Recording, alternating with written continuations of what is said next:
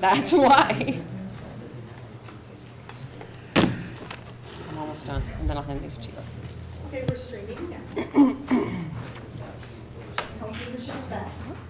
I'm here. Okay. Okay, go ahead. I got one more signature, I think. Okay, here we go. I get to use the gavel. Oh, that's fun. I'm going to call to order our Public Safety Committee meeting for tonight. Roll call. Do I do the roll call? No. Who does the roll call? Yes, I do. You do the roll call. Counselor Gibbs? Here. Counselor Ensel? Here. Mayor Reed? Present. Counselor Moore? Here. Counselor Armstrong? Here. Counselor Kelly is absent. Okay, that's it. So now is the time for the public to come forward and address the council on the agenda items on the agenda. Do we have any members of the public who want to come forward and address?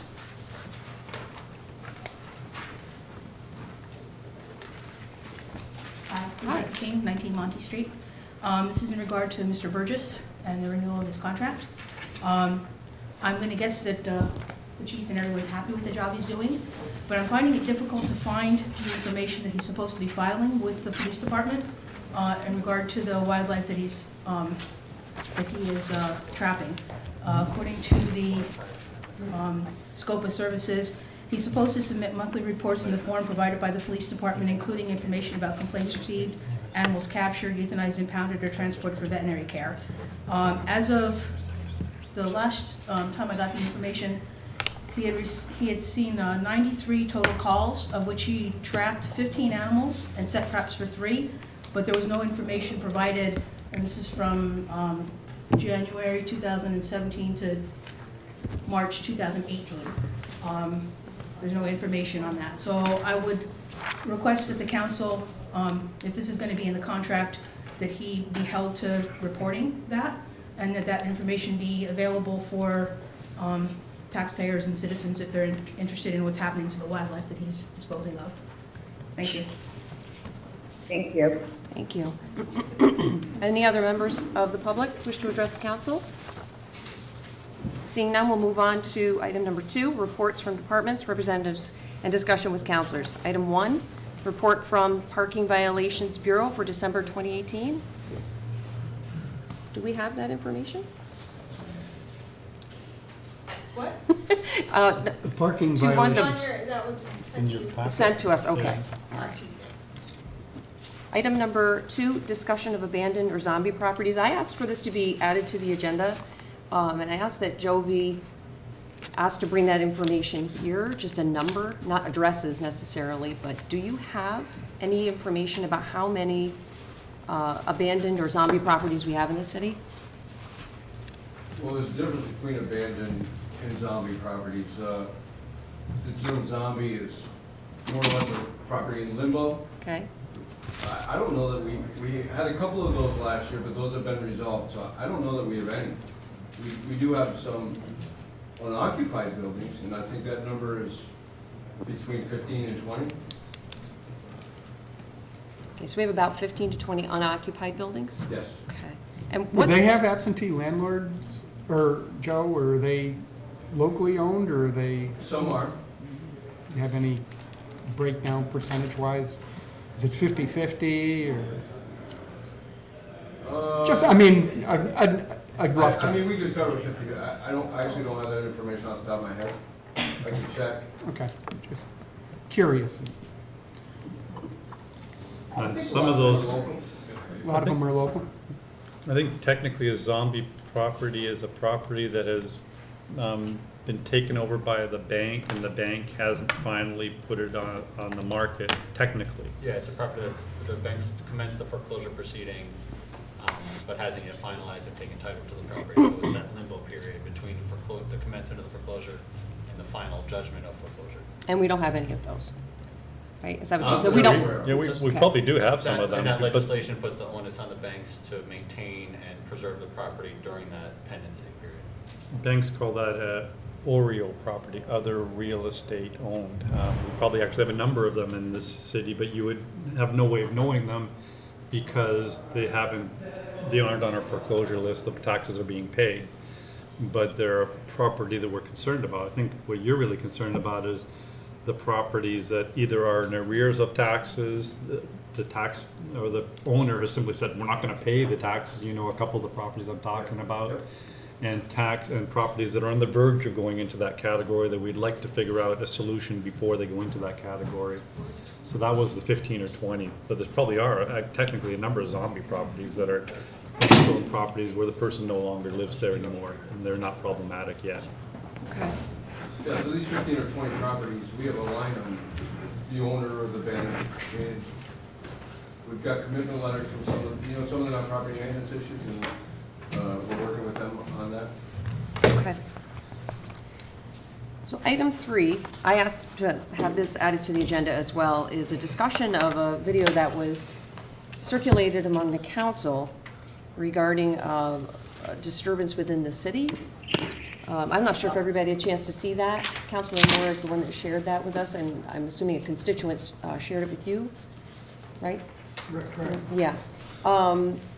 My question to the mayor was, well, first of all, I didn't know if that constituent had called the police or if anything had been done about it. And I wondered if there is a department within the SUNY system that deals with student issues in the city. So in other words, students who are renting and cause such disturbances. So I didn't know if there was any way to partner with the SUNY campus, or if this is just completely something that has to be handled here within the city. Part of Not there here. is, I mean, the Student Affairs Office does interact quite frequently. I mean, it would also, if they were identified as being a Greek organization, that's another layer or level of involvement from an organization, but the Student Affairs Division. Did the person who sent that to you call the police? I don't know in that particular instance, but. They have yes, he was before. called They've been called before.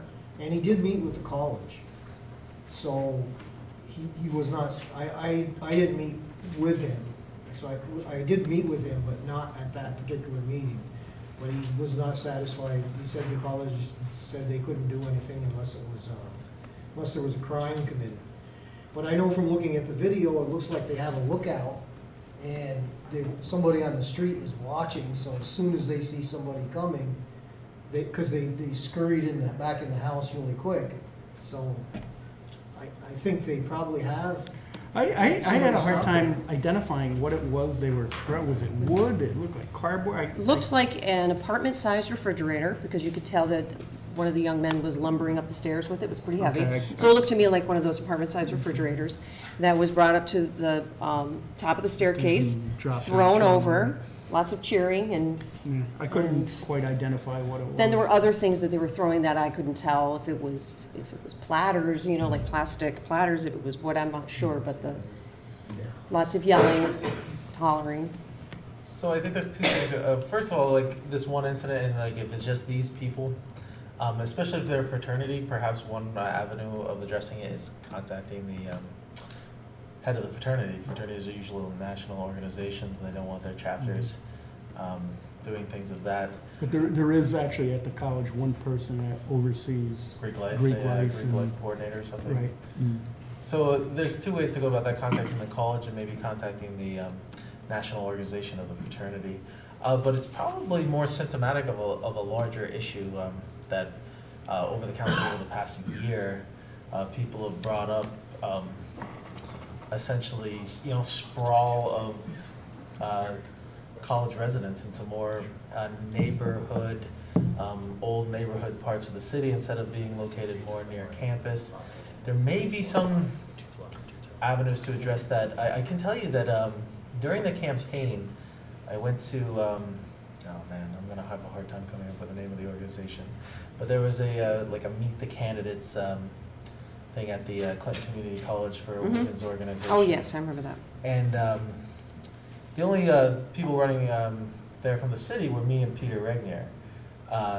And I can tell you, and Sheriff Favreau was there, and it turned into the biggest topic of discussion after all the candidates had given their little speech was this issue. And it had been an issue that had been brought up in the council before, and people were very concerned about it, of college students perhaps, I don't want to say infiltrating, but that's the only word that comes to mind, quiet neighborhoods, especially in Jeff's ward. And actually, I was at the state of the city, county, and town this morning, and Sheriff Favreau came up to me and asked what sort of progress has been made on that. And I know there's been grants, I think, the city has applied for in addressing this.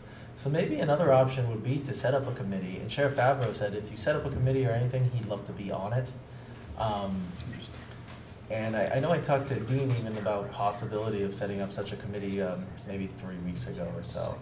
I think for a while, and there was a committee, town gown type committee, I think they called it, years past, where it involved some council people, some citizens, members of the college, and even to kind of sit down and. Yeah, and I think Joe's been addressing it as possibly updating some zoning laws. Maybe a committee, though, could be set up, and I don't know what the actual formation of this committee that can look at zoning laws or any kind of outside-the-box thinking on that issue. Just an idea. Chief Ritter, what are your thoughts on that? Do you have thoughts on that? I don't know what video you're referring to, but if you're talking about the cohabitation between typically and generally speaking, students that attend the campus or live off campus in dense areas. This is an issue that they have tried to tackle this since the 70s. Trying a lot of different strategies. I don't know if I have a solution for you, if that's what you're asking. No, just My opinion on it is, it's a serious issue. We get these complaints quite frequently. And there are varying degrees of what recourse we have. Like you stated, I mean, we need to observe certain things, and if we don't observe certain things, we're limited in what action we can take. When it rises to a nuisance level stuff where it's repeated, there are different avenues, but they're usually isolated, but recurring in a lot of different areas. The center city is the area where we receive the most complaints, just because it's a thoroughfare and there's a lot of off-campus housing there. But we're finding that it's starting to go into non-traditional areas of the city. Mm-hmm. I know it's expanding into the exactly. to Where it's the typically French more Quarter. Rockport And, Street. So that's my opinion on it. It's a serious issue. Well, that's the real problem. I mean, I can't say I did stuff that was incredibly different when I was in college, but I lived in an area that was surrounded by other college kids. We weren't bothering neighborhoods and stuff like that. I do know, like, a lot of college housing, I mean, that college suites are not full. Renaissance Village When isn't full. people are going out and finding apartments maybe cheaper, or maybe they're just less scrutiny, places where they can do stuff like that. I'm sure they couldn't get away with doing that stuff at college suites. If we can find some sort of way to address the issue and make sure that college students or incentivize college students to inhabit traditional residences or areas that are for college students and not infecting the quiet neighborhoods around the city, it might be worth looking into. Well, I wonder too if there aren't some building codes being violated in some of these places. Do we inspect these periodically, or? Yeah, most of them. If they're one or two family home, they're not required to be inspected. Well, this is like, say, probably 40 students in that building. It's a fraternity, so there's a Yeah, lot if of you're them. talking about the Court Street property, we actually inspected that in the fall. There were a number of violations. We saw that they were corrected. And then we hear the kids don't behave well after that, but I don't know that my office can do a lot about the behavior, but we did absolutely Okay, inspect that property, and we inspect everything that's more than a 2 is required to be inspected periodically, and even less than a 3-family, if there's student housing that wants to be on the college housing list, that have to be done annually. So, you know, if you had a specific property and you wanted to know, was it inspected last year, or, you know, we definitely have records of that. Just looking for ways to decrease the density, because it seems like when a lot of students get together, there's more opportunity for things to happen, I guess. I know I've seen in the past, Joe, lists, and I don't know where they were generated, but I've seen them around campus for apartments. This is from the Office of Student Affairs. Okay. And those are homes that have been Yep. inspected? Okay, so I think in the interest of time, because there's still quite a bit more to move on, I think that moving forward, what we should do is reach out to the Student Affairs Office and follow, you know, the chain of how to resolve the issue. I'd be willing to do that. So the incident happened in your ward, and you let me know how you want to proceed on that. And so why don't we get together and we'll discuss on how to move forward on that. We've got to do something. We can't just let this sit idle. So how about we do that? Yeah, because Okay. it's a single-family home on either side. And behind it, clearly.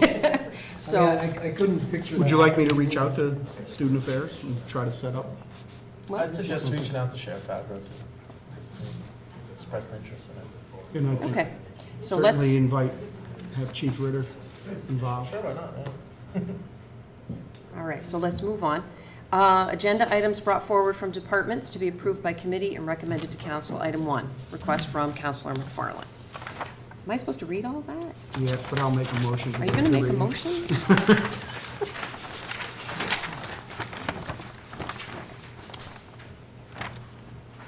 So we're on to item number 2.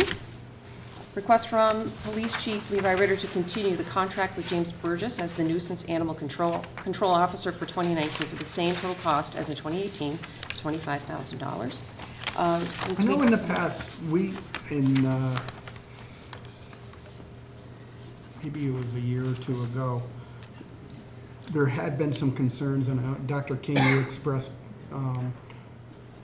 one that you had tonight, but we had some concerns about the level of service that we were getting from Mr. Burgess. There had been some complaints that when skunks or other types of, that he would just essentially put cages there and say, oh, I can't do anything about it, and so on. I know that the council had received some concerns. I'm just wondering are there other people out there that, is this something that we might be able to open up to for a bidding process, or I don't know. I just want to make sure that we're not just kind of rubber stamping if we're hearing some complaints. You know, if this is something that is expressed to me, I'll certainly do what you wish. This is just a continuation of a long-standing work contract. And notwithstanding your concerns, I wrote them down because I want to check on those. But as far as, you know, I haven't received those complaints. I mean, Okay. I remember.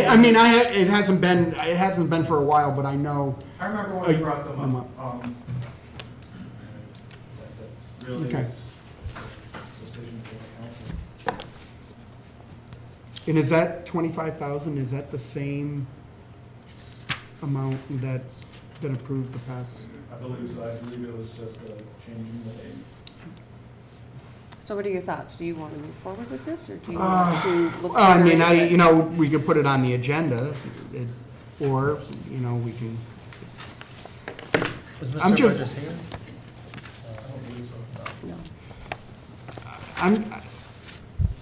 I guess I would just like to see if there are some other people that might be able to, instead of just kind of, Are there other animal control officers that you could look at? I mean, I don't know how wide the market is up Yeah, here and for that the was my service. question. I know that in the past, we had put this out years prior to me being in this position, and he was the lowest. So, if that is something that you desire, we could do that again in the interest of fairness.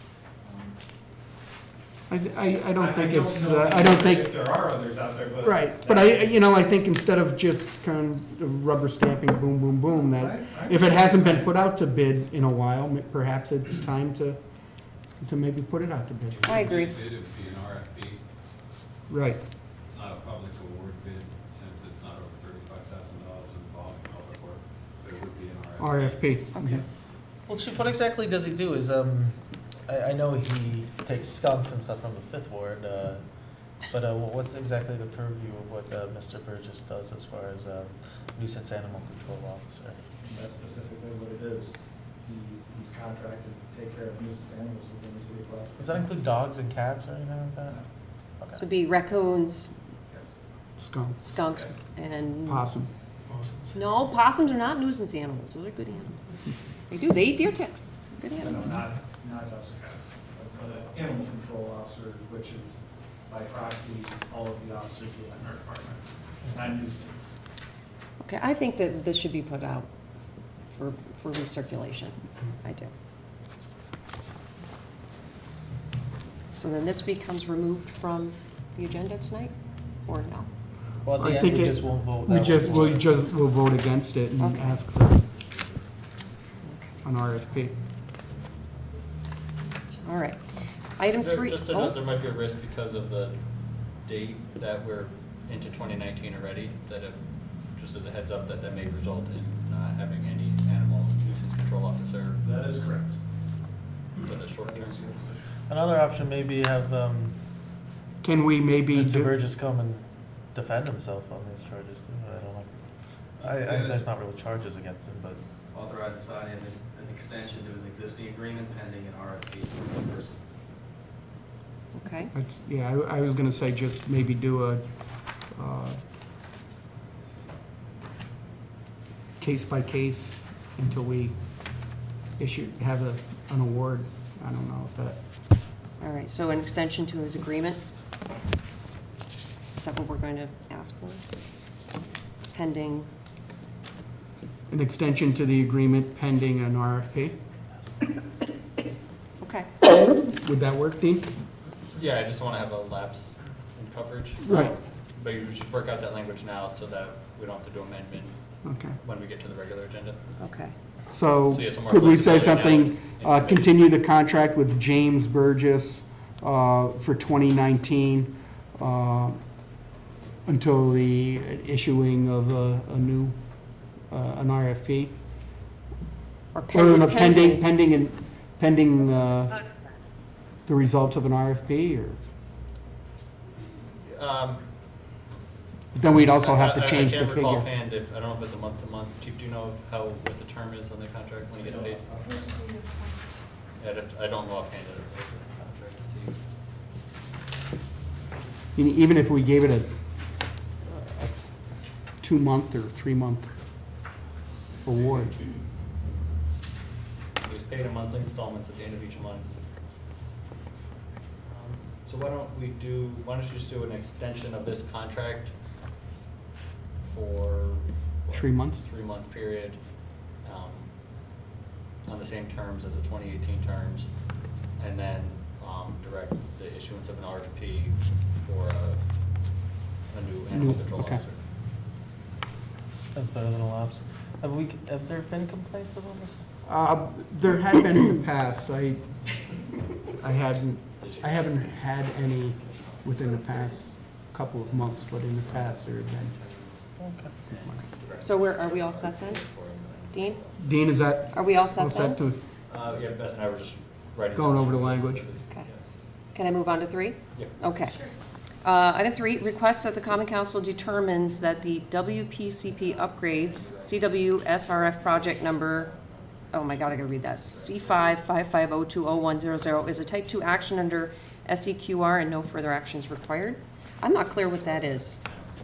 John Ruff stepped out for a moment, but he said he would be back in the 5:30 meeting, because that was his resolution, so he apologized. Okay. I did touch on this with John. This was in regards to a grant award that the city had received, and we had previously provided a letter determining that it was a type 2 seeker action, and they requested, I believe it was the Environmental Facilities Corporation, one of the state agencies that was funding it, requested a formal council resolution deeming it a type 2 action under seeker. The type 2 action is kind of a minimal action that doesn't require further environmental review. So it's really just essentially a formality. Essentially, we've already made that call, and it's really just cleaning up the paperwork for the purposes of that grant. Okay. Okay, item 4, request that the Common Council authorizes the retention of GAR Associates LLC to perform certain real estate appraisal services for the assessment litigation involving Georgia Pacific versus City of Plattsburgh for the terms as set forth in their engagement proposal dated June 27, 2018, which was sent to the city's special counsel. I am fine with moving that to the agenda. Peter, any thoughts? Yeah. Okay. Number 5, request from Building Inspector Joe McMahon for himself, Housing Inspector Kyle Berto, and Municipal Code Inspector James Welch to attend the 24th Annual Northern Adirondack Continuing Education Conference promoting the code official's role as a first preventer in Lake Placid, New York, from March 3rd through 7th, 2019, at a cost not to exceed $915. This code's education conferences provides mandatory training hours to retain code enforcement certification. Okay. I know we spoke about that last week when Elizabeth and I met with you, and it's something that you do every year, and it's required and actually saves us considerable amount of money. We're required to get 24 hours of in-service training every year to maintain our state certification. Mm-hmm. This takes care of all 24 hours. Okay. And you do travel back and forth every night, so it's Right, not yeah. through staying there. There and back, yeah. Okay. Item 6, request from Police Chief Levi Ritter for 2 Police Department employees to attend Homeland Security Initial Response to Active Shooters training from January 28th through the 29th, 2019 in Oriskany, New York. The total cost will not exceed $276 and will be expensed out of the asset forfeiture fund. The registration and the lodging will be paid for by the Department of Homeland Security. Didn't we have something like this last week? Right. Yes, so this is, the problem with, these are great training opportunities. They're free, you just gotta get there, they cover everything once you're there. But the problem is they only open up 2 weeks in advance. So we try and put as many employees as we can through it, because it's great training, but like we were supposed to go in March, and it's there and it's not. It just, so, yeah, there was a travel request for the same thing, but it was train the trainer one. This is just the entry level one. Okay. Okay. So how many officers will receive this training? At the end of this one, how many officers will you have that will be trained? For this,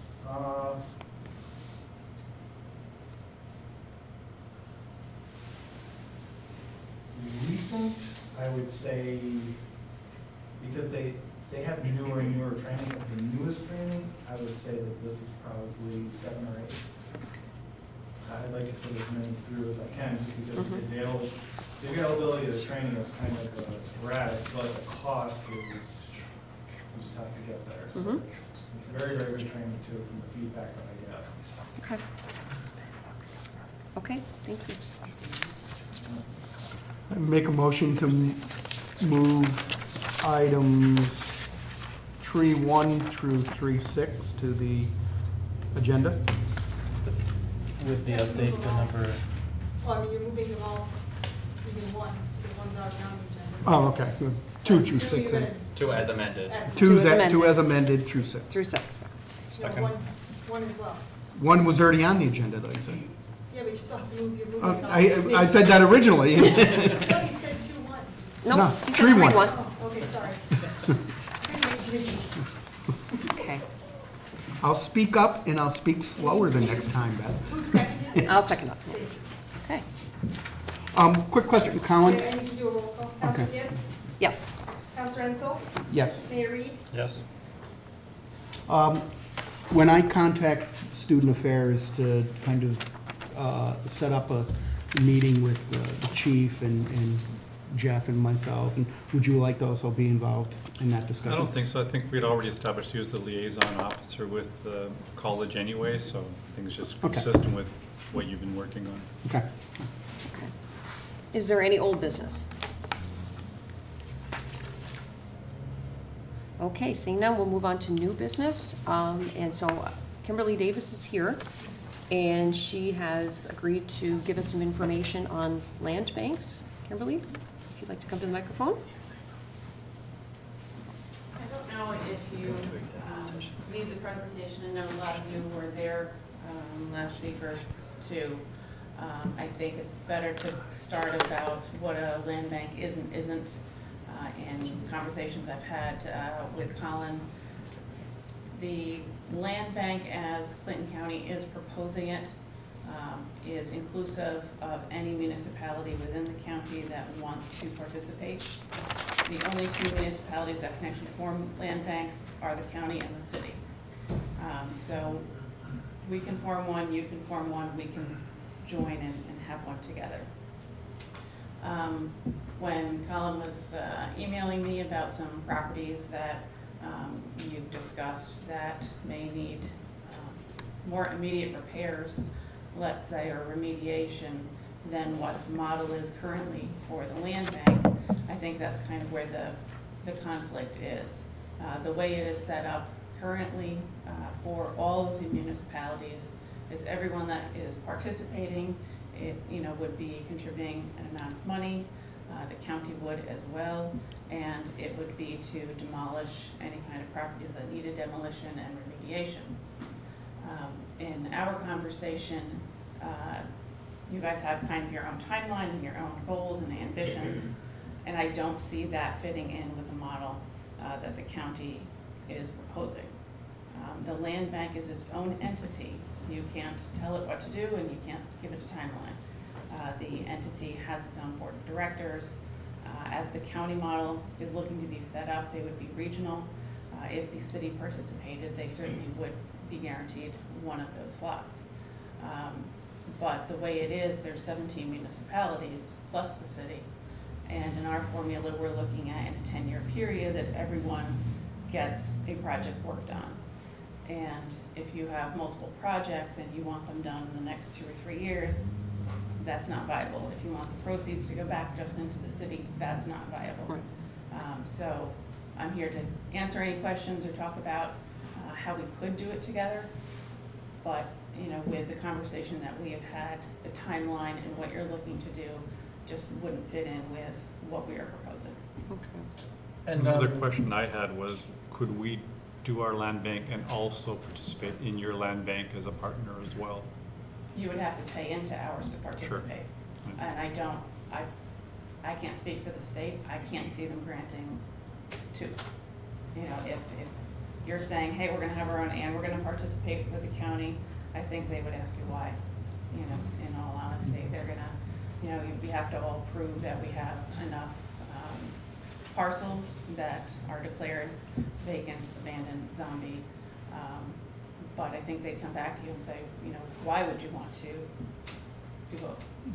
Kim, is the buy-in the same for all municipalities, or is it? I'm sorry? Is the buy-in the same? It is a percentage of the sales tax that the county shares. So yes, everyone has the same percentage. Each municipality, the county's is the only one that's different because we foreclose on properties and in essence receive proceeds from the towns. That is how our amount is determined, as a amount from 0 to 100,000 based on the proceeds of our foreclosure auction. But every other municipality in the first 2 years is 1/4 of 1% of the sales tax that we share with you. And in years 3 forward is 1/2 of 1%. So yes, everyone's same. Same percentage. Yeah, if I remember, and those were rough, obviously there'd be bylaws and boards set up, but it was about 10,000 for the city, 80,000 for the county, 9,000 something for the town. And I think the lowest was Altona with $800 or something like that. In the first 2 years, $855, and then, you know, double that, $1,710. And then, of course, the villages have their own. Again, though, just to clarify, the county's portion is based on auction proceeds. So any amount between 300,000 and 400,000. So if we had proceeds of 420, it's the amount between 3 and 4, so it'd be 100,000. If we made 320, it would be 20,000. So it's based off of the proceeds of the auction. In the last 4 or 5 years, the only years we haven't been in that is when we've had to deal with making towns whole for demolition and remediation, which is how this all came about, because the county just can't afford to do that going forward.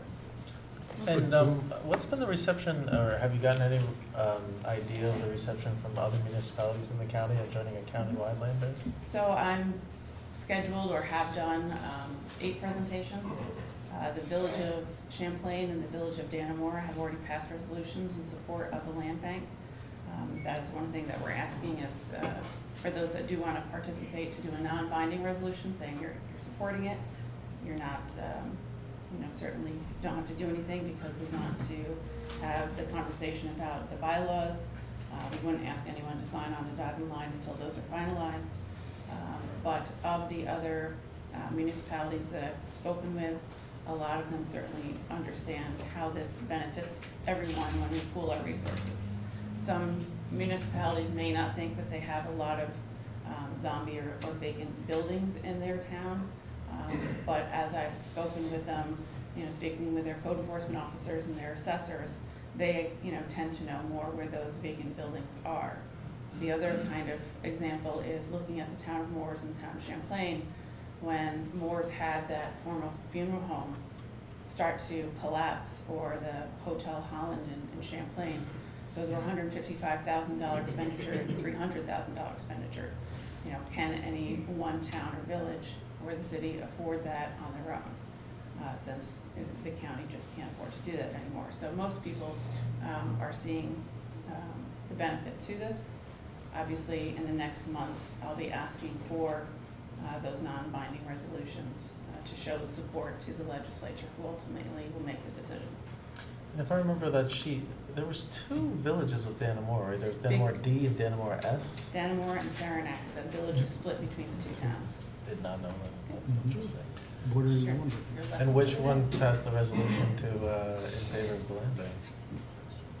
Well, it's the village itself, it's just physically they are in those, and that's the Okay, way so- we have to slice up sales tax, so. Oh, okay, that's Yeah. interesting. And it seemed like another good point of the land bank was that it could perhaps be leveraged to apply for grants, state grants and stuff like that as well, right? Right, so, you know, some land banks, there, you know, there is the possibility that municipalities don't have to buy in, but the problem is you don't want to wait for the state to get a grant maybe every 3 or 4 years and then do nothing in the years in between, which is why, you know, I came up with the formula of having both the ability to apply for those grants, both through the AG's office. The AG's office goes after banks for inappropriate handling, and that's how, you know, they're getting that pool of money. And then New York State with their regular grants, CDBG grants, the land bank certainly can partner with municipalities to apply for those. So currently, Joe, correct me if I'm wrong, or Dean, correct me if I'm wrong, but currently if we have a property go into tax arrears, it essentially in some sense becomes the city property, and then we put it out for auction, collect the proceeds, and hopefully get it back on the tax base, sometimes successfully, sometimes, as you know, with county, unsuccessfully for many years. Under this model, correct me if I'm wrong, that property won't resort to a municipality, but will instead resort to the consortium. The consortium will then try to figure out how to rehabilitate or sell it, get it back on the tax rolls, and then the proceeds from that sale will go to the consortium, and then for the next 5 years, half of the city, school, and county taxes will also flow into the consortium, We haven't actually, that is one example of a funding model for school districts. We have not discussed that. It's not automatic that the land bank gets foreclosed properties. And the model that we've talked about is every year there are 10 to 15 properties that don't hit the quote-unquote minimum that we have, where if you go and bid at the auction and the amount that you bid is less than the back taxes, the legislature actually has to approve that sale. And often we get those properties back because it's an investor who comes in from out of the area, hasn't ever even seen the building, bids it, think that they're gonna flip it, because they've watched a show on TV. And so what we're talking about is, if you bid $500 on a property that has $5,000 in back taxes, the land bank can come in and bid 501. The legislature will then let the land bank, supersede the low bidder, and they will then go rehab it. And yes, once it's rehabbed, those proceeds just go back into the land bank. And there's only 10 spots open for land banks in the state, right? And how many have been granted already? 30? Was it 20 or 30? There's 25. So 25. There was originally 10, those filled, 10, those filled, 5, those filled, and 3 weeks ago, another 10 were added. So it's first come, first served. And is the county in talks with partnering with Essex or Franklin County for a land bank? Because I know when I forget his name, the guy from Albany Adams Land Bank. Rankin, Yeah, he mentioned that There showed are that map. there are two regional, Greater Mohawk and Hudson Valley. When I originally heard about land banks back in 2014, I did reach out to Franklin County and had a conversation, but there just wasn't the appetite for it in general. Now that there's more of a reason for it, the issue I see is, having to convince 17 municipalities right now, seeing what that is like. Imagine having to do that times 3. And Essex County has a separate issue because of Lake Placid. It's very much an outlier. The other issue is, for better or worse, we're good at the foreclosure process.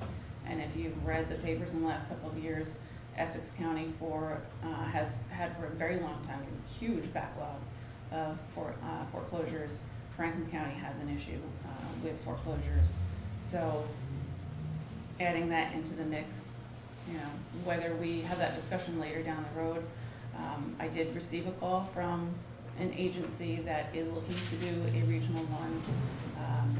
I just think it would be extremely difficult to pull that off.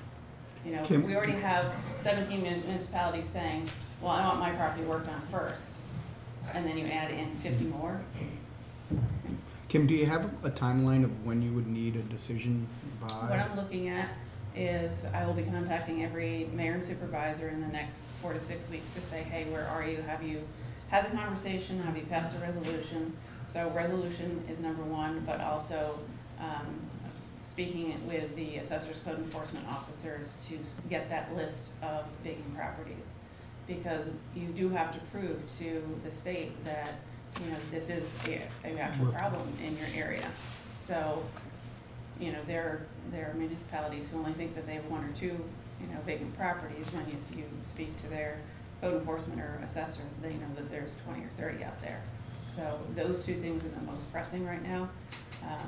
But as I said, having seen how quickly, these have filled up in the past, because it is nationally recognized as a great program, it is timely. Sooner the better. Yeah.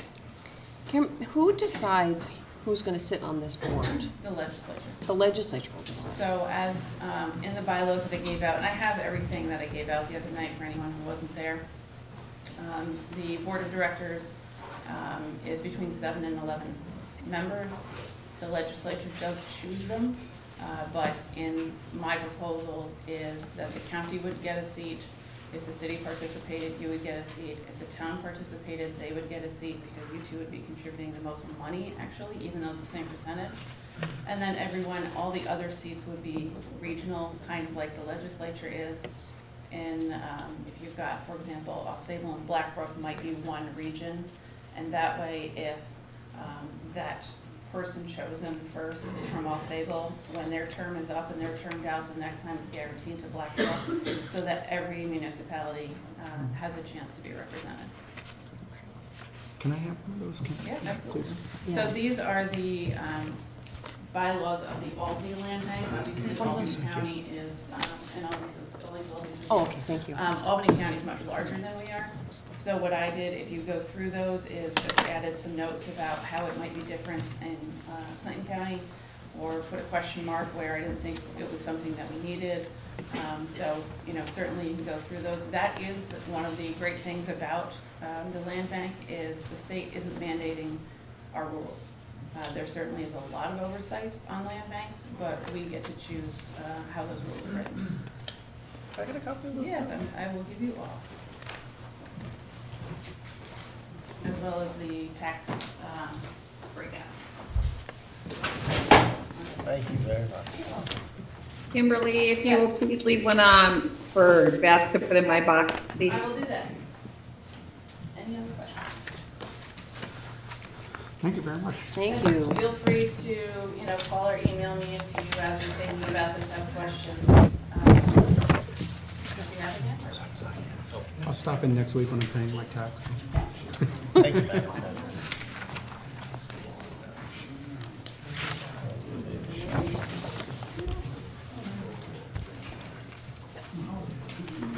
I forgot Rochelle was on the mic.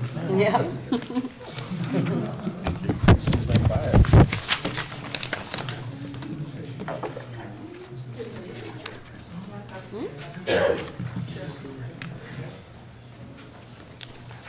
Kimberly, have you gotten lists from any municipalities yet? I have from the Village of Champlain, but, you know, I certainly didn't expect one in such a short time. I mean, that presentation was, you know, whatever that was, a week or two ago, so I certainly know it's going to take a little bit. That will probably be number 2 of those first 2 things I need, but it is important. Thank you for coming. I really appreciate this. Absolutely. Thank you very much. So at this time, I think we should Motion to adjourn? take a motion to adjourn. Yes. So moved. Second? Okay, meeting adjourned. Roll We have to roll call first. Yes. Can't hear me, right? Yes. Hello, hello, you can't hear me, correct? We Yes, we hear you, Michelle. can. We just can't see you. So let's begin our work session tonight. We do have one matter for executive session with your indulgence, a matter of litigation between the City of Plattsburgh and the Plattsburgh Professional Firefighters Association. Moved by Councilor Renzel, second by Councilor McFarland. All in favor? Aye. Rochelle, if you'd like, I can call you for exec session. She's gone. Can't hear her. We lost her. Okay.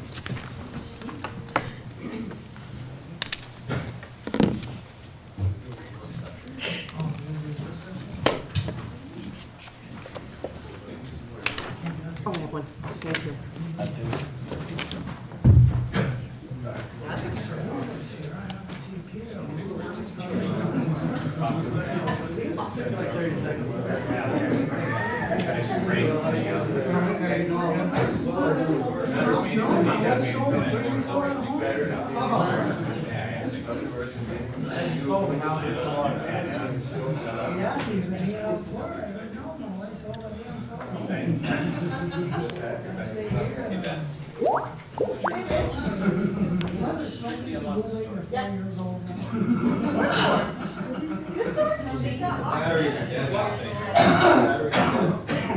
Nobody unlocks that door. It was over with Linda tried, but she didn't pull hard enough. You have to pull hard enough. Oh my God, Scott. Congratulations, Chief. Thank you. Proud of you, man. Oh. You can tell a lot of stories. Hello? Hi. Yes. All right, thanks for calling. Oh my God.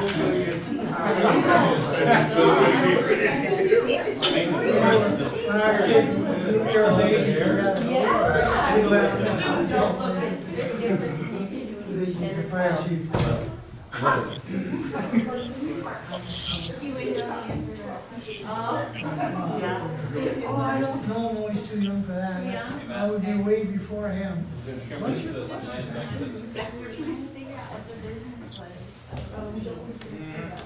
Candyland, and there was, first of all, one at a time, there was fish lines right next door. That came up at the mall. Then next door to that was one of those drug store, big, but. What was the house in the middle of it?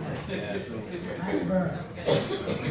I watched it from, like I said, from upstairs, the old KFC was. The bathroom. Sits. I don't even know if it's an actual parcel. It's sitting on parcel. I recommend. Oh. But the money is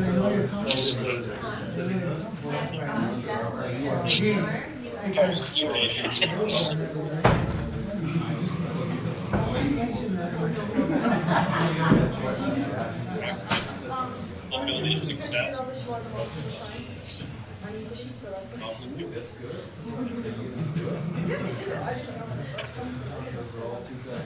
Yeah, I told him that's why.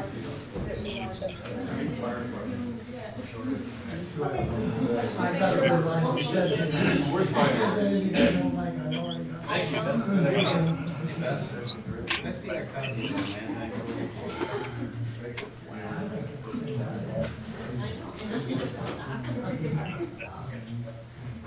I'm for one.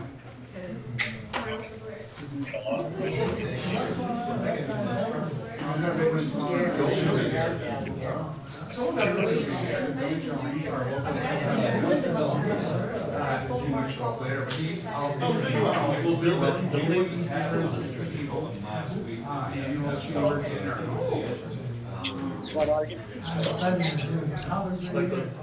You'll represent us, right, Catherine?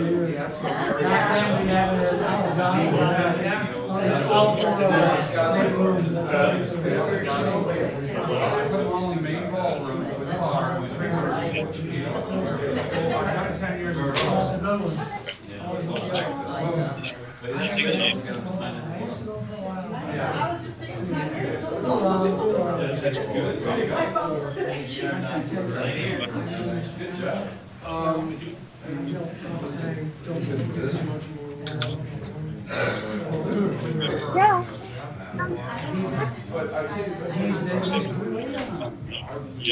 Yeah.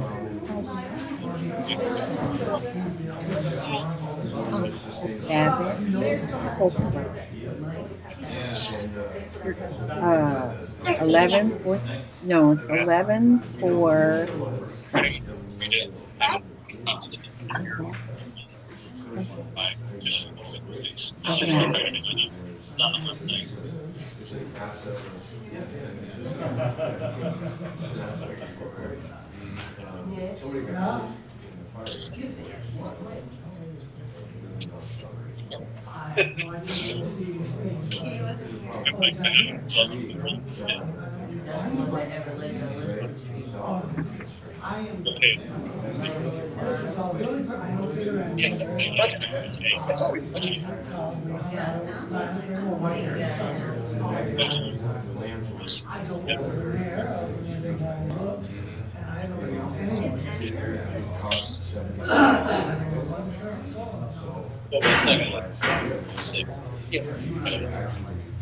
It's gonna hit our budget question, it's just more than that.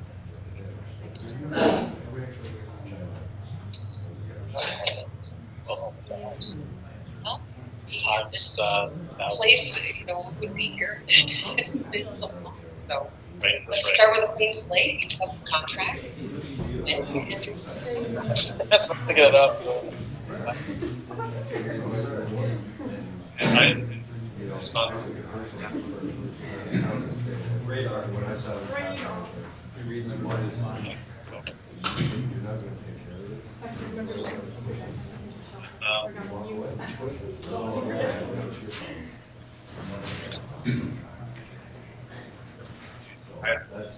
So for them to not be just they've known for a few days, for them to not be, this is a really good sign that we're just not working together. Was the appellate division siding with the arbitrator, or were they siding with Judge Powers, who sided with both?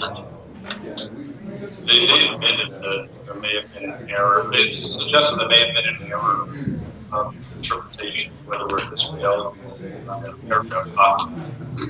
He said that would be sufficient to overcome government. And they probably, honestly, probably do have quite they determined the criteria was that 70% of the awards will be based on our fiscal and ability status. And, but what does that mean, right? So they interpret 70% of the award that we interpret. They say, yeah, but they're really, now they're saying, well, you're paying it, so unless it's just be able to pay it. But you know, I understand. Make sure there's no. Yeah. Stop taking.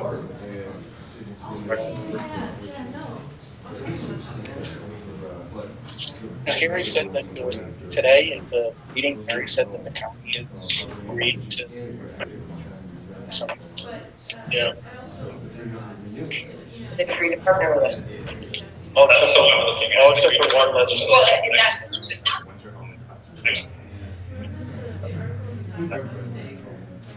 I was going to say, they haven't disclosed it.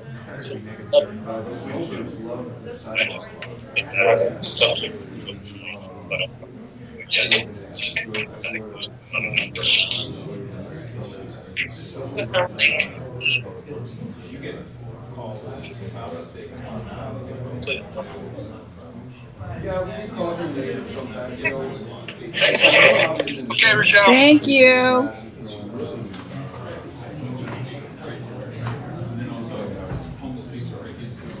Yeah, I honestly don't know, you know, a perfect candidate for this would have been the one on Holland Ave, Casey. There's one, he's white. That would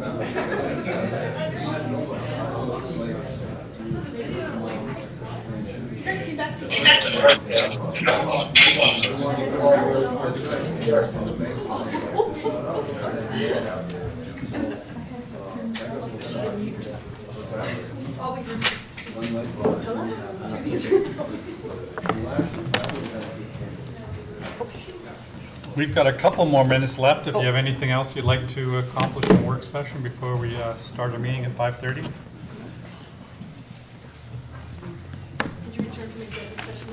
Oh yeah, we are returning from executive session. We discussed a matter of litigation between the City of Plattsburgh and Plattsburgh Professional Firefighters Association, and no decisions were made during our executive session.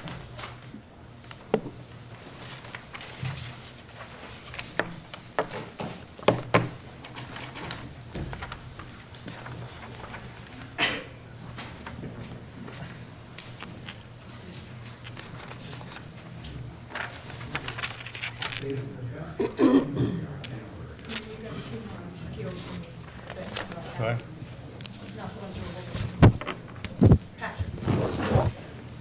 I sent him down. I sent him down to Peter. And then I passed him down.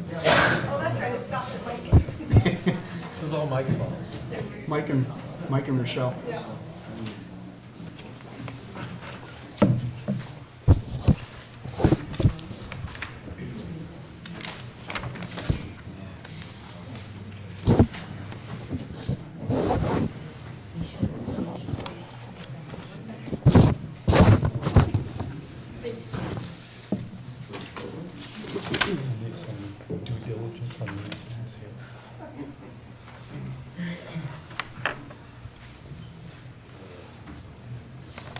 Reed, I'll give you back your gavel.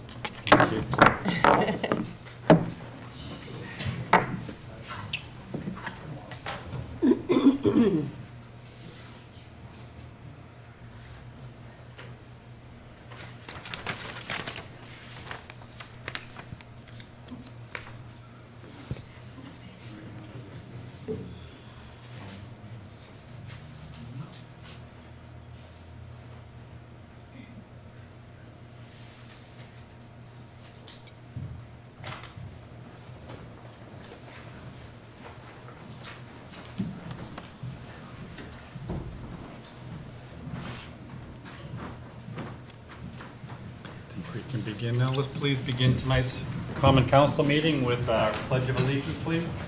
I Pledge allegiance to the flag of the United States of America and to the republic for which it stands, one nation, under God, indivisible, with liberty and justice for all. Roll call, please. Mayor Reed? Present. Counselor Armstrong? Here.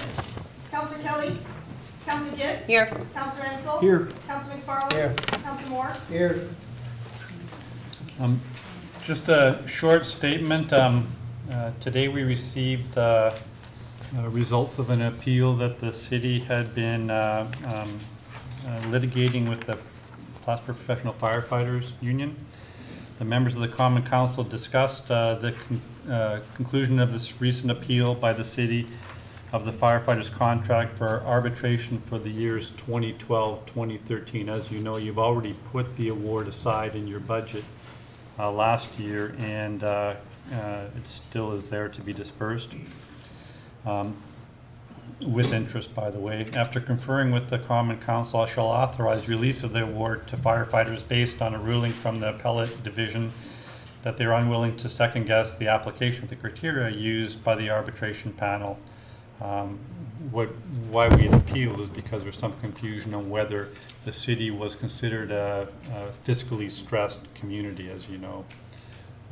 With that resolved, I'm authorizing dispersing the funds that you've set aside with interest as soon as practicable. Okay, and I'll instruct the Chamberlain to do those calculations and do so. Any questions? Seeing none, let's continue, please. Resolved that the minutes of the regular meeting of the Common Council held on January 17th, 2019 are approved and placed on file among the public records of the city clerk's office. Moved by Councilor Gibbs, second by Councilor Ansel. Discussion? All in favor? Aye. Opposed? Passed. Resolved that the payrolls of the various departments of the city of Plattsburgh for the week ending January 23rd, 2019 in the amount of $98,305.23 are authorized and allowed, and the mayor and the city clerk are hereby empowered and directed to sign warrants drawn on the city chamberlain for the payment thereof. Moved by Councilor Ansel, second by Councilor Gibbs. Discussion? All in favor? Aye. Opposed? Passed. You have in your packet the various reports. Are there any additional reports, beginning with governance strategy and city operations? Councilor Armstrong. I'm going to attempt, I hope you can hear me. Sure. Based on the presentation we received last week from the group interested in placing interpretive panels at the Lake Champlain Monument, I am going to work on a resolution to grant them the space at the monument site to put that panel in. Thank you, and I hope you have an opportunity to confer with DPW to see what sort of requirements that would be consistent with their resources. Thank you, I will. City infrastructure, Councilor Moore. I don't have anything to report this time, but I'm hoping everything doesn't freeze over like it looks it's going to, so it looks like Public Works will be busy this week. Well, we also do have a possible name to move forward to the parking committee. Right? Yes, we do. Yes, so we're just working that out. Councilor Moore is actually working that out, and hopefully next week. Hopefully next week we'll have someone to move to that committee. Finance and budget, would you be able to speak on behalf of Councilor Kelly again, Councilor Moore? I don't have anything new to report at this time on that. Public safety? Well, we had our regular meeting tonight, but and so those items are on the agenda, but I also wanted to report out that all the departments under public safety allowed Councilor Ansel and I to tour facilities, which was really fantastic. Learned more clearly about what they do and got to see the facilities, and very impressed with, you know, how they problem solve, troubleshoot, how they are handling all the various issues of the city. Fire department, important to note that so much of their living quarters paid for out of pocket or out of union dues and at no cost to the city, and Chief Ritter was able to show us all the various operations of the police department, so it was very, very informative, and I'm hoping that going forward, we can have meetings with department heads and with you to talk about business. So it was just a tour of the facilities, and hoping that we can have those meetings scheduled before our next meeting to talk more specifically about business. So, and that's all. Public Library, Councilor Ansel? Yes, we were scheduled to have a board meeting this week, but unfortunately it was postponed due to weather. So hopefully we will be meeting in the not too distant future. Thank you. And MLD Board President, Councilor McFarland? Yes, I believe we have our monthly board meeting coming up next week. Is that correct? Next week. So be sure to mark your calendars and show up for that. And we also have 1 month in to see how Writer A has been working. Mr. Tracy, or not maybe to see how it's been working yet, but we should be getting some information on that pretty soon. I believe we did go over the quote a little bit in December, so we should have more information for the public on how that is all working out. Maybe by next week, probably not, but if not, by next month. Thank you. Resolved, the reports as listed are hereby ordered received, and any written reports are placed on file among the public records of the City Clerk's Office. Moved by Councilor Gibbs and seconded by Councilor Moore. Discussion? All in favor? Aye. Aye. Opposed? There's no correspondence or recommendations from boards at this time. Please continue. Resolved that the bills ordered by the Common Council for the week ending January 25th, 2019 in the amount of $927,559.81 are authorized and allowed, and the mayor and the city clerk are hereby authorized and directed to sign warrants drawn on the city chamberlain for the payment thereof. Moved by Councilor Ansel, second by Councilor Gibbs. Discussion? All in favor? Aye. Opposed? Passed. This is an opportunity now for any members of the public to please come address the council on issues on the agenda tonight. There is an agenda just outside the door if you have a copy. And please state your name and address, and there's a 5 minute time limit. Would I use Arnie's address? Sure. Jessica Guerin, 20 Margaret Street, Plattsburgh. Hi, I'm Nick Pope. I haven't addressed this council since the 1980s. I would like to say hello to the distinguished members and the mayor. We are here to talk about one of the great people who has just passed away and spent 75 years in this community, in one restaurant, and every one of you people have climbed those stairs to that restaurant. I would dare say every person in Clinton, Essex, and Franklin County has climbed those stairs. So we're here with a petition of several hundred people who have signed to ask the possibility that the new parking lot to be built across the road from his restaurant be named the Arnold Pavone Square after it is completed. I first knew Arnie when I was 12 years old.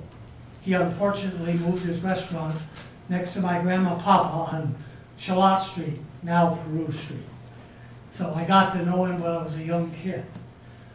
When I went to Plattsburgh Junior Senior High School at 14, after a basketball game, we would race down with a crumpled dollar bill in our pocket and run up those stairs, and Arnie would be at the top, and he would treat every one of us just as dignified as we the mayor of the city, the head of the bank, or the president of the college. No one ever was not treated with respect by Arnie Pavone. I don't know that I have to say any more, and I thank you for listening. Thank you very much. Thank you, Nick. I'm just here for moral support. Do you want to leave me? Petition if you'd like to. Sure. Thank you. Will you have this signed? Sure. Would you like copies of it, or?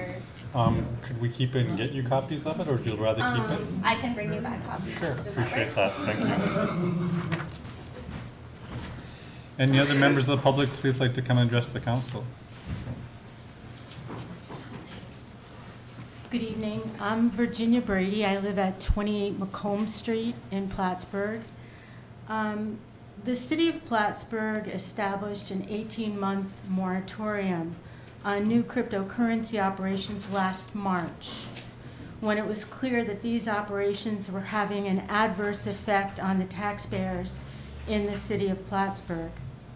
At that time, the moratorium was established in order to, and I quote, allow the city of Plattsburgh time to address through planning and legislation the promotion of the protection, order, conduct, safety, health, and well-being of the residents of the city, which are presented as heightened risks associated with commercial cryptocurrency mining operations. At the time of the moratorium, it was noted by Mr. Tracy from MLD that these operations were contributing to the city of Plattsburgh exceeding their electricity allotment. And I do appreciate Councilor McFarland giving the report this evening regarding the fact that this is being monitored currently and that we do not at this point have any information about what has transpired since Rider A has been put into effect. So I kind of hold that out to the council that we do not have that information yet. At the time of the moratorium, in addition, at the October 2018 council meeting, members of the public from Adirondack Lane addressed the council, and they described the excessive noise coming from the cryptocurrency operation on the old Imperial site. As stated by Councilor McFarland in a recent Press Republican article, the city noise ordinances have not been updated to address these issues. I recognize that the city has addressed some of the concerns about these operations in local law P7 of 2018. But as Councilor McFarland points out, not all concerns have been addressed, and therefore I would encourage the Common Council to continue the moratorium. Thank you. Thank you. Thank you, Virginia. Thank you, Jen. Any other individuals like to please come address the council on agenda items?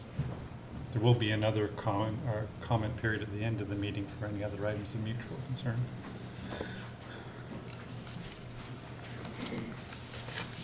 Seeing none, let's continue, please. Whereas pursuant to the authority and provisions I'd of like to Section waive 10 the reading and move to resolution. Moved by Councilor McFarland, second by Councilor Ensel. Discussion? Pardon me, all in favor? Aye. Opposed? Discussion on the item itself. Yes, oh, go ahead. I would just like to say that I support continuing with the moratorium at this point. I think we need to find out some more information about Rider A, as Patrick and Virginia stated. Also, as I've expressed a number of times, I have some concerns on the noise. I think that we need to look at the decibel levels and how that can be enforced before we lift the moratorium. This past week, I received information from a constituent that said that this year, or this past month, they paid the most they've ever paid for their electricity in living in their residence more than 25 years. They paid in excess of $700 for their electrical bill. I just think that there are too many questions at this point to lift the moratorium at this time. I agree. I don't think we're ready to lift it. I'm not opposed to lifting it. I'm just stating that there are too many unknowns right now. We need more information. We need to be able to deliver a message to the city residents that say, this is our exact plan. This is how we're going to handle decibels. This is how we're going to handle the influx of electricity use. We have a specific plan. We have the rule, the ordinance. We have everything laid out. So I'm not against lifting the moratorium. I'm just saying we're not ready to lift it right now. I agree. If I may, I think that we need a concrete plan for the accomplishment of those goals and with a timetable. I agree. Timetable would be very, very useful. Yeah, and I just wanted to say, you know, I went and listened to the noise last summer. I went over again this winter, but you can't hear it as well. But I don't think it's necessarily just a decibel issue. It's a very high-pitched, very annoying sound, and I don't know if we have properly addressed that yet. Wonder what that's doing to animals. Yeah, well, but I think it may be, we have to look at the frequency of the sound also. It may be not just that it's how loud it is, but what it sounds like. I found it to be very annoying when I heard it. So I think we need to proceed carefully to make sure that we address that for the people who live there. Just as a point of order, I think you're referring to existing cryptocurrency operators, and a new building code has to grandfather in existing operators. Now, you could pass a noise ordinance, which I've been encouraging all along, to address some of these various concerns, which I believe would be applicable more broadly. So very carefully decide what you're trying to accomplish and whether your strategy will indeed accomplish that. I think you really need to focus on the noise ordinance. If there are other issues of safety, etc., that weren't anticipated in the local law that you passed, you can revisit those as you wish. We've known about, as you recommended, the need for a separate noise ordinance. So that a separate issue, but we need a plan for that and to execute that. Correct. And I'm fine with I think a noise ordinance would be great. I know we talked about 70 decibels as compared to 90 decibels, which I believe is in the, what was it, P7 or P6, one of them.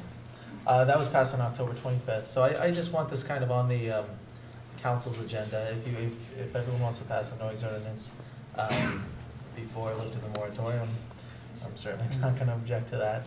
I would like to get it done quicker rather than later. I will note that the moratorium is not, obviously rates are a big issue. Rider A was put forth by the Public Service Commission. We don't really have too much control, but it seems that everyone wants the moratorium to stay on. I'd ask that we table it, but it stay on the agenda as a constant reminder that we have these duties to address for our constituents. I move to table this resolution. Are you seconding that, Councilor McFarland? Moore, Councilor Moore? Okay. Any further discussion? All in favor? Aye. Aye. Opposed? And so motion passes to table this item.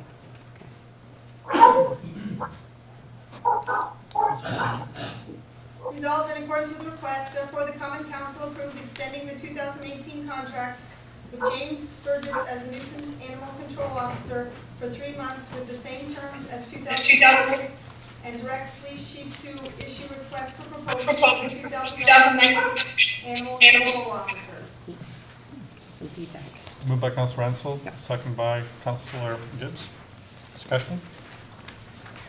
Beth, I'm sorry, I had a hard time hearing. There was some feedback over here, but that was the amended, as amended, okay. Give them 2 minutes. Okay. Roll call? Counselor Armstrong? Yes. Counselor Gibbs? Yes. Counselor Ansel? Yes. Counselor McFarland? Yes. Counselor Moore? Yes. Resolved in accordance with the request, therefore the Common Council determines that the WPCP upgrade CWSRF project number C5-5502-01-00 is a type 2 action under seeker and no further action is required. So moved. Moved by Councilor Armstrong, second by Councilor McFarland. Discussion? Yes, actually. If you could, yes, clarify what this was about. Okay, so we've got projects at the wastewater plant to do mitigation work in certain construction items. And projects like that require a secret determination. You have to go through the State Environmental Quality Review Act process. These particular actions that we're undertaking are, by definition, what's called type 2. which means you don't have to go through a review process or anything, because they're basically upgrades to the existing buildings or replacement in kind or not exceeding certain square footage thresholds. They're called Type 2, which by my understanding of the legal process is you write a memo to the file, it's been declared Type 2, it goes in the file, that's the end of it. However, we have a fair amount of grant money and state loans for these projects. They're used to getting a secret determination resolution from a governing board. Even though it's not required for this type of action, they're wrestling with the fact that there is no resolution. So on their end, they're pushing it up the legal channels to try to get some confirmation that Type 2 action doesn't need a resolution. Doesn't mean you can't do a resolution. The simplest thing is to just do one, confirm that it's Type 2, you send it to the state, and continue with the grant process. Okay. Did I explain that? Yeah. Pretty much for you? Okay, thank you. So I think we're essentially declaring this a Type 2, and so no further action is necessary. You've given us updates on the scope of the various improvements on the wastewater treatment plant recently. One other piece of good news is we just found out that because of our fiscally stressed category, we'll be eligible for zero interest loans, likely for some of these improvements as well. So that's a great piece of news on behalf of the city as well. Any further discussion? No. Roll call, please. Counselor Armstrong? Yes. Counselor Gibbs? Yes. Counselor Ensel? Yes. Counselor McFarland? Yes. Counselor Moore? Yes. Resolved in accordance with the request, therefore the Common Council authorizes retention of GAR Associates LLC to perform certain real estate appraisal services for the assessment litigation involving Georgia Pacific versus the City of Plattsburgh, on the terms as set forth in their engagement proposal dated June 27, 2018, which was sent to the city's special counsel. Moved by Councilor McFarland, second by Councilor Gibbs. Discussion? Roll call? Counselor Armstrong? Yes. Did you say yes? Yes. Counselor Gibbs? Yes. Counselor Ensel? Yes. Counselor McFarland? Yes. Counselor Moore? Yes. Resolved in accordance with the request, therefore the Common Council approves Building Inspector Joe McMahon, Housing Inspector Kyle Berto, and Municipal Code Inspector James Welch to attend the 24th Annual Northern Adirondack Continuing Education Conference promoting the code official's role as a first preventer in Lake Placid, New York from March 3rd through 7th, 2019 at a cost not to exceed $915. The Codes Education Conference provides mandatory training hours to retain code enforcement certification. Moved by Councilor McFarland, second by Councilor Gibbs. Discussion? I very much like that line role as first preventer, and I know that Department Head McMahon's working very hard, and he considers his unit a part of the Public Safety Division and reports obviously to your committee, and so I think that that title is very apt. Thank you. Roll call? Counselor Armstrong? Yes. Counselor Gibbs? Yes. Counselor Ensel? Yes. Counselor McFarland? Yes. Counselor Moore? Yes. Resolved in accordance with the request, therefore the Common Council approves for 2 police department employees to attend Homeland Security Initial Response to Active Shooters Training from January 28th through 29th, 2019 in Oriskany, New York. The total cost will not exceed $276 and will be expensed out of the Asset Forfeiture Fund. The registration and the lodging will be paid for by the Department of Homeland Security. Moved by Councilor McFarland, second by Councilor Ensel. Discussion? Roll call? Counselor Armstrong? Yes. Counselor Gibbs? Yes. Counselor Ensel? Yes. Counselor McFarland? Yes. Counselor Moore? Yes. Are there any resolutions for initial consideration? Any new business or additional council reports? Seeing none, this is an opportunity for the public to please come and address the council on any issue of mutual concern.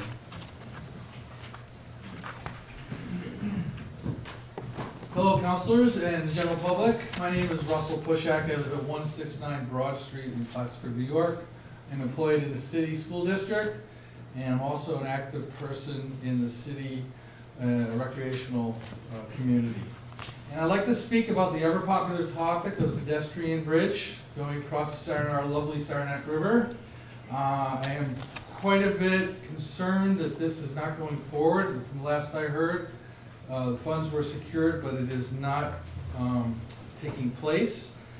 And what I want to mention to you is one issue of public safety that I hadn't seen mentioned in the papers before, but students, I don't know if you know this, are crossing that bridge over the ice in the winter. They're crossing the river, excuse me, over the ice at extremely risky behavior, and they're also walking across the top of the bridge.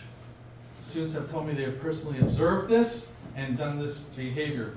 I would hate for any of us to lose the life of any young student or person in this community because the city is unwilling to take the responsibility for this wonderful bridge across the river.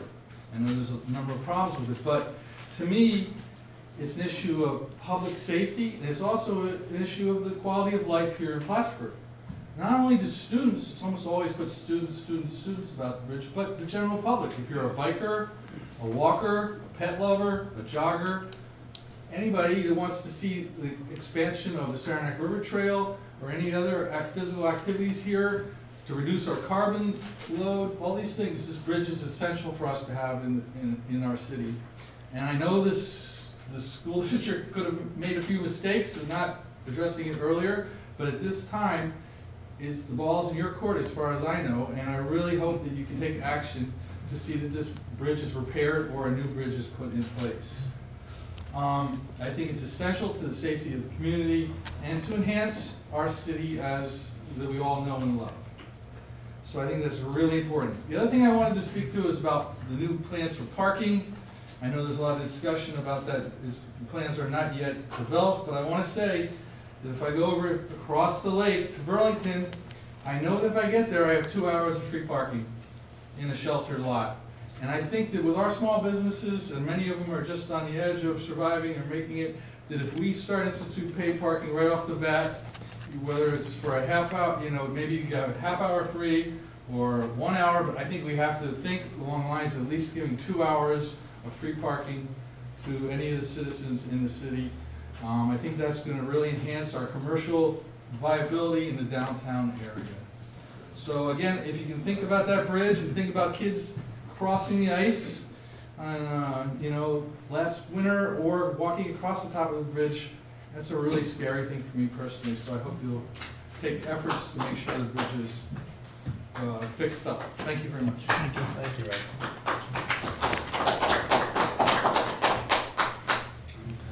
Any other members would like to please come address the council?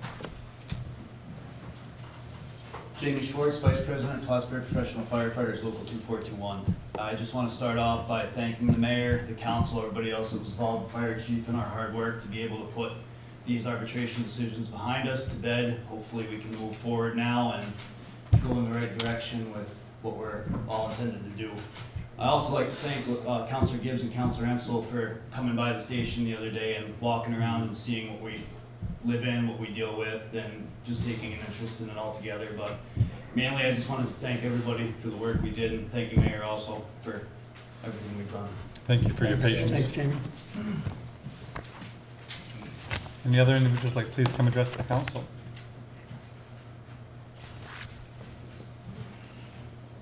Carol Peppers, 17 Couch Street. I'm about the Bridge Street Bridge, what Russell was talking about. I wasn't going to speak on this tonight, but my only question, and when I asked other people, they're not able to answer me, even counselors sometimes. There was an engineer's report done, and my question to the council is that an engineer's report to the repair, but was there an engineer's report to the repair of other areas and how that will compare to replacing the whole bridge? Because the longevity of the bridge itself and the repair to one section is not going to solve our problem. And in negotiations with the school board and before we go forward, I think it's really important that the city invest in an actual thorough engineer current report that looks about the entire bridge. And if we invest $500,000 in the one section, how long will that last? And what are we talking about with the rest of it? I use that bridge, or I did use that bridge until it became under disrepair. So I think it is an integral part of the city. I think the city needs to look at it seriously for not the short term, but the long term, and to work with the school on the long-term investment. I'm talking about a couple other issues regarding the parking. I think that Russell could attend some of the meetings, but I think that regarding the paid parking, I think it is an important part in getting some revenue to the city, because I think we need to have some revenue eventually to have another parking code enforcement officer. And also, I think that the Margaret Street and Clinton and some of the key streets need to be enforced with paid parking. And I think the zones that we currently have, maybe they need to be reworked, but I really think that we need to keep zones, because the whole point of encouraging people to come downtown to shop needs to have a turnover, because if you have the same quote employee or a person parking in the front of the business, and how are you going to attract other people to come? But the bigger point that I'm trying to make is that the city has been granted the one-time, gift of $10 million. And I think that before, I understand, I spoke to Matt Miller, I understand that most of the money is already slated, but I really encourage the councilors and the mayor. This will be something of your legacy. I've lived here all my life. In 75 years, I will tell you that downtown businesses and people have tried to revitalize downtown. And $10 million of an injection with 1.5 slated for a streetscape, I think is a waste of money. I think we needed, that was short-sighted. I think we need to take that money, more than 1.5 million, and invest it in parking. I think we need, as a city, to have the Glens Falls National Bank parking location and the surrounding lot of the one on Brinkerhoff and Oak that I spoke of, and the building adjacent to it. That needs to be developed into parking, and it needs to be a 4-level above ground garage. I think that we always work on a short-sighted vision. There's going to be more than 218 parking spots that the city needs. Just because we're losing that in Durkee Street parking spot, if we're trying to get 127 tenants who will eventually hopefully be residents, I spoke to Todd, and that's their goal, to have those as condos, we're going to generate more than just needing 218 spots. So I asked the city to really look at trying to redirect that fund. I know it's an uphill challenge because New York State has probably already approved some of the plans, but now's the time. It's not to lose face, it's to have our future, saved. Regarding the tenant parking pass that Montreal does, I don't think that's going to work really. I thought about it in downtown corridor because of our snow removal program.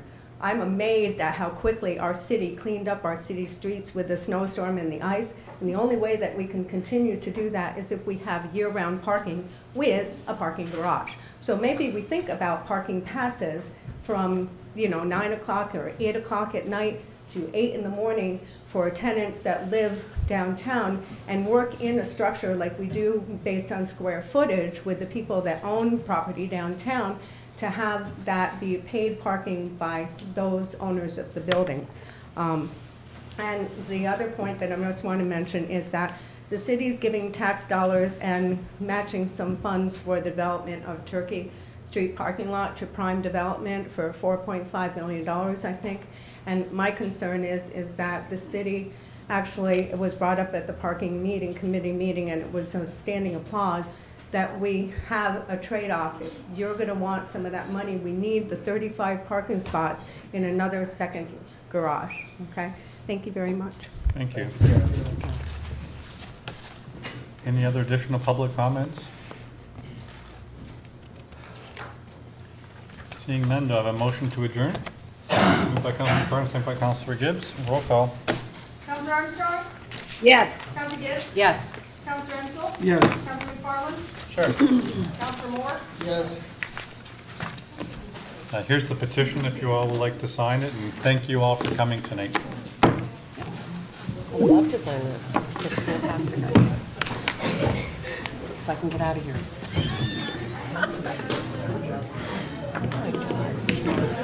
You need a signature. Thank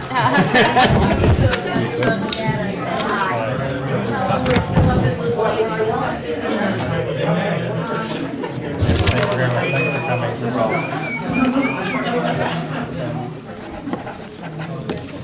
You know what, that's a great question. I wish I could answer.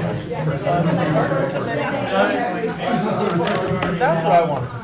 And I'm going to make that motion. A committee member, Dave Merkel, asked that it be done on dual. You're welcome. So the next one hasn't been said yet, but I'm going to make a motion at the next meeting. That's a great idea. So do I. When are you free? Thank you, Bevan. Yeah, I know. I wish I knew, and I'm hoping that it'll be The petition for